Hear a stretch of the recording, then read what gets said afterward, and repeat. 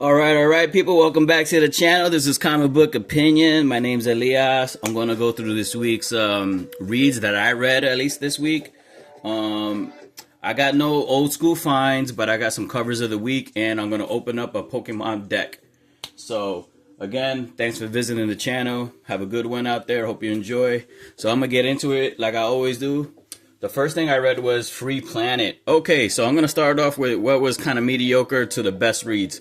This one was a snooze fest. Sorry, it's my opinion, but this was wow. This was really boring.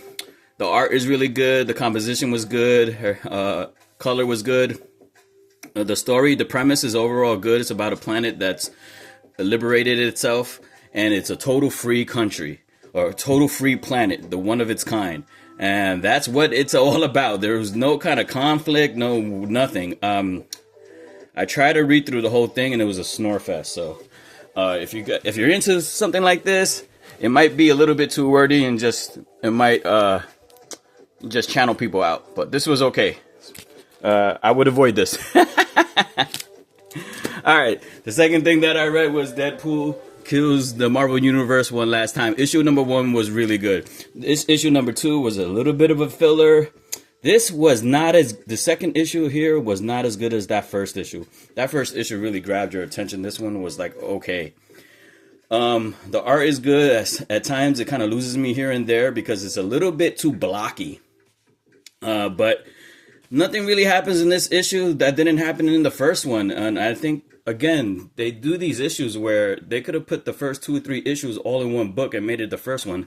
And I feel the same way about this one. This was okay. It was all right. I was expecting a little bit more. The art, again, was good. It was okay. At times it was a little too blocky. It loses my attention here and there because for some reason it's trying to take itself seriously. The jokes are not there. It's kind of a dark humor. Has a really dark tone to it where it's not, I don't know, entertaining enough. But yeah, this was all right. The first 2 previous Deadpool Kills the Universe was really, really good. So I'm giving this one a chance. Again, if you want to get this or avoid it, save your money. All right, what was really good this week read was Amazing Spider-Man issue number 3. I'm trying to do this at an angle so you guys won't see the glare. But yeah, this was really good.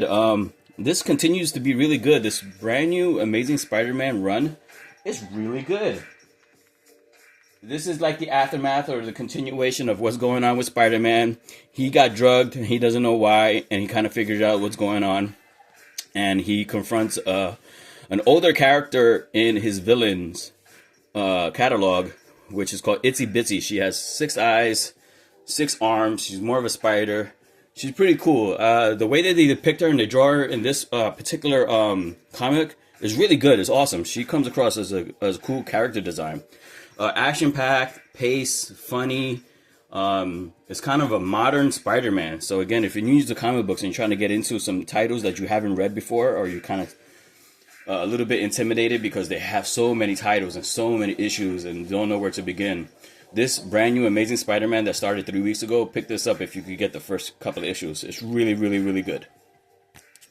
Another good read was the Ultimate Wolverine issue number 5. So this is where Wolverine is the Winter Soldier.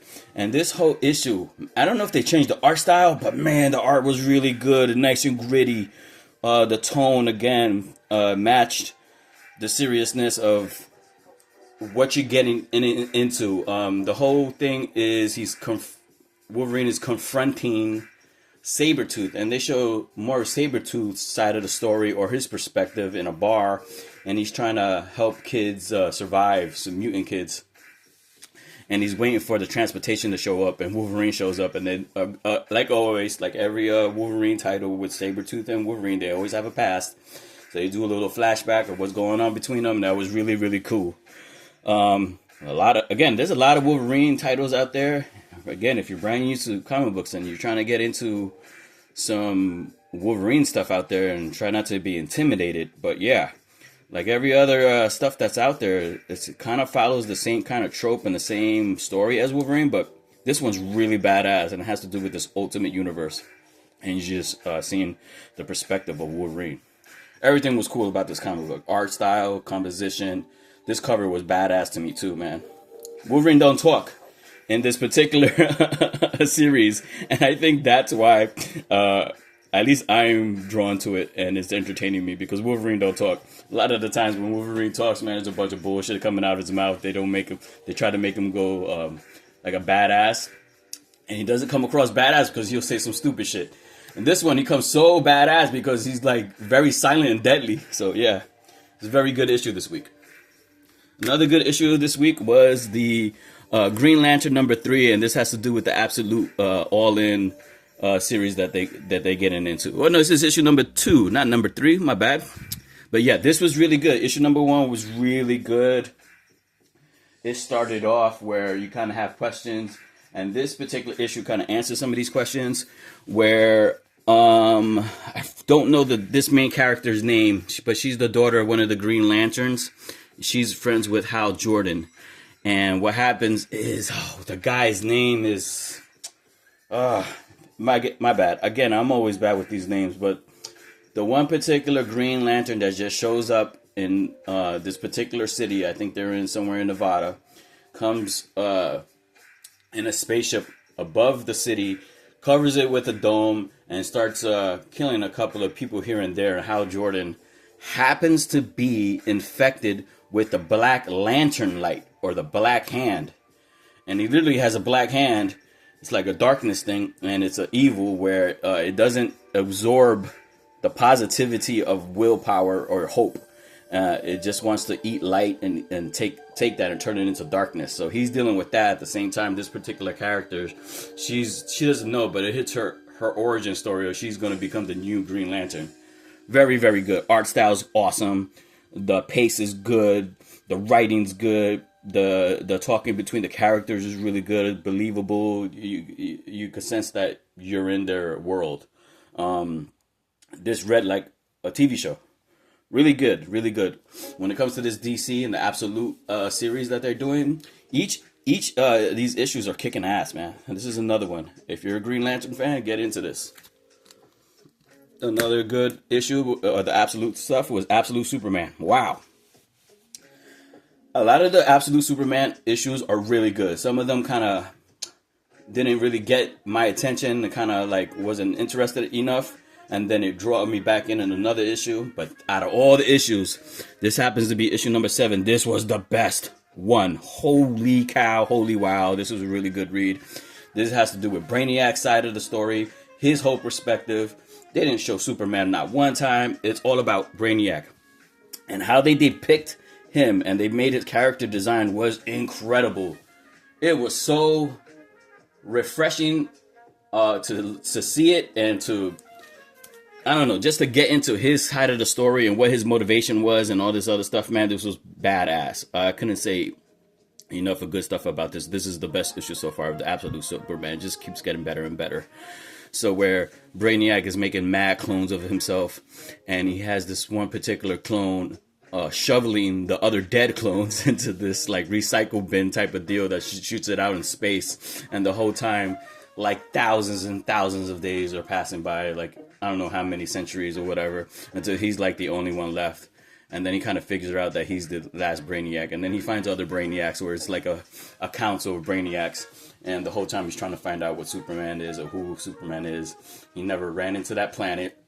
Doesn't know anything about it. So he's learning about who this Superman particular character is. And he's trying to get at him. Oh, man. The art style's gritty. Nice. Oh, my God. Composition was awesome. The transitions popped. Everything was fluid. It was good. This was just a badass comic book, man. The cover, again, it was cool. And the cover will kind of tell you what you're going to get into, man. But yeah. And if you're a Brainiac fan, this is, I don't think anybody's mad at this particular issue. This was badass. Another really good issue that I was getting into the last few issues. This is issue #3 of Jump Scare. This is really cool. This is Dark Horse Independent Comic Books. This particular issue continues her story, where this particular baddie, forgot their names. Again, they got these complicated names, and for some reason I'm not good with names again. But it's her side of the story. He kidnaps her sister, which is a goody two shoes, and she's all into like horror and all this stuff, and her sister is not. She's all into church and all that stuff. So she's kind of thinking about should she save her sister or not. She does. The whole time he just wanted to get a meeting with her to group up and have a team up because there's a bigger threat that will determine their lives or their outcome and all that stuff. So that's what that was about. A regular trope of every other kind of show or TV, movie, or any kind of action-packed or a hero kind of story. This followed it. But yeah, but you're getting the perspective of jump scare. And she has a really cool power where she could teleport. She could think of any kind of weapon from any horror movie and it would appear in her hands. So yeah, art style was good. The little banter is good. It's not that funny, but it does come across entertaining. Yeah, but this is another good issue of Jump Scare. Another title that's kind of brand newish and that you could get into if you're into like horror. A horror hero. This was good. All right, what really kicked ass this week was the moon is following us. Okay, every issue gets better and better. And this whole story was really cool. It is about these parents that have their kid fall asleep and then they don't wake up because she's in a type of coma. So the daughter's imagination in her coma, she's living in it. One of the characters comes out, kind of devises a machinery or devises a way that the parents could go inside the kid's dream so the parents could save their kid. But the whole time it was a ruse. And the one character that was trying to help the parents was really not. Until the nightmares show up, and then you figure out that the nightmares are the real heroes, and the nightmares are helping the parents save the kid. And this particular issue, they finally get to the kid, and they kind of save him. This is really good. Art style is good. Imagination, the world building is top notch. Everything about this is a 10 out of 10. Again, this is one of these, you're going to get a lot of titles in comic books where some of them, they kind of die off after issue number 4 or 5 and they only have 6 or maybe 8 issues. This one, I could see this going into the 20s and 30s. I could see this getting a little bit more complicated or a lot more world building. But also I could see this maybe being a short 12-issue thing and they're finishing it off and having a very complete, satisfying end to it. But the very end between the parents, because the parents, the banter between the wife and the husband, you'd be like, oh man, the husband is coming across as like a wussy at half of the time. But this one, he comes across badass. But yeah, this comes into a conclusion where they finally get to the kid and she finally wakes up. So yeah, this is really good. Satisfying issue, very good read of the week. So the last read of that I'm gonna talk about that was really good was FarmHand. Okay, so this is issue number 21. FarmHand was on a hiatus for a while that I didn't really think about it until this issue came out. And I thought it finished. I thought there was like a ending to it or whatever. But at the end of the comic book, it tells you why the guy that created it, his name is Rob Gilroy, and he created Chew. And if you know anything about my channel, Chew is a really good, awesome story. Get into that. But this is a really good story. I have a first maybe 5 to 8 issues, and then I have some of them here and there, like 12s and 13s. But I don't have the complete run. So this is a really good refresher or a really good thing to get right back into the story, man. FarmHand is really good. Art style is nice. How the characters talk to each other, it's like how real people will talk to each other. This way like gets me into it. The transitions is good. The art pops. Little Easter eggs here and there. But yeah, it has to do with this particular family. One of them, I think it's the main father, the granddad, invites his son and his kids to come onto their farmland.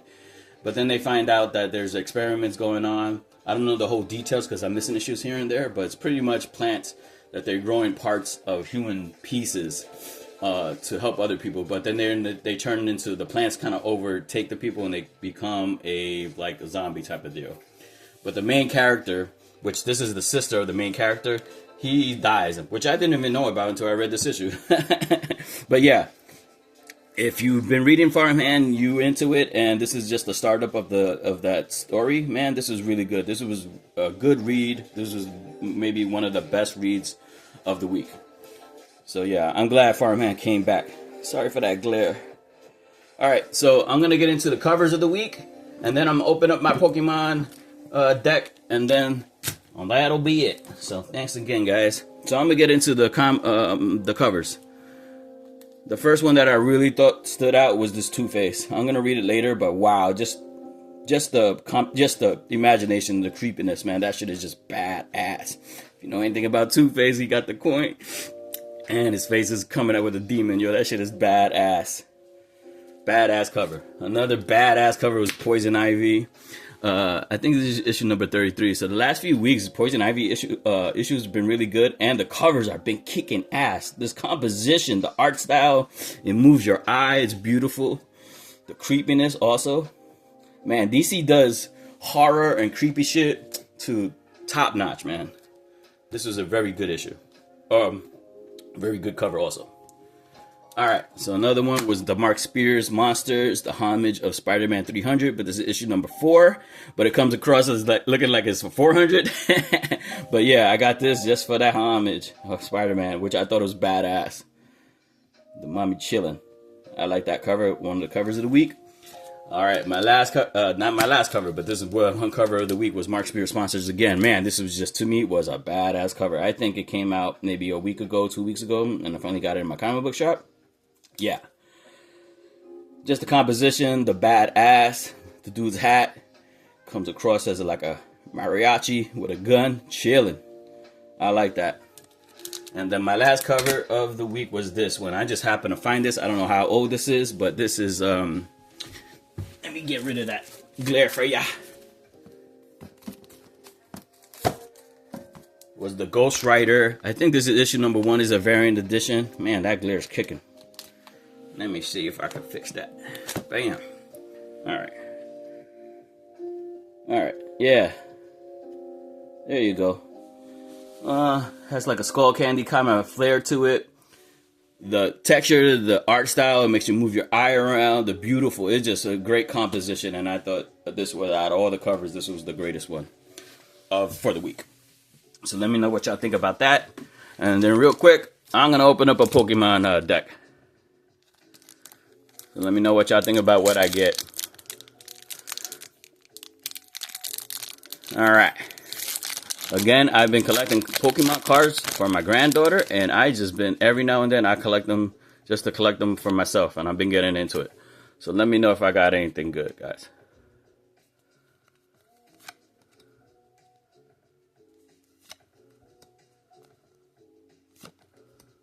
I'm not going to even pronounce half of these names. I'm already bad with names. You want me to pronounce some of that? Oh, that looks pretty cool.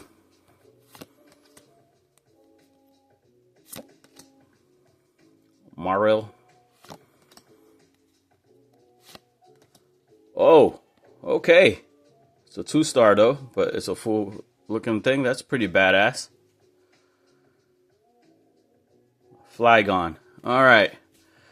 All right, people. Thanks for visiting the channel. Again, this is Comic Book Opinion. Let me know what y'all think in the comments, man. Again, have a good one out there. Enjoy the comic books. Have a good one out there.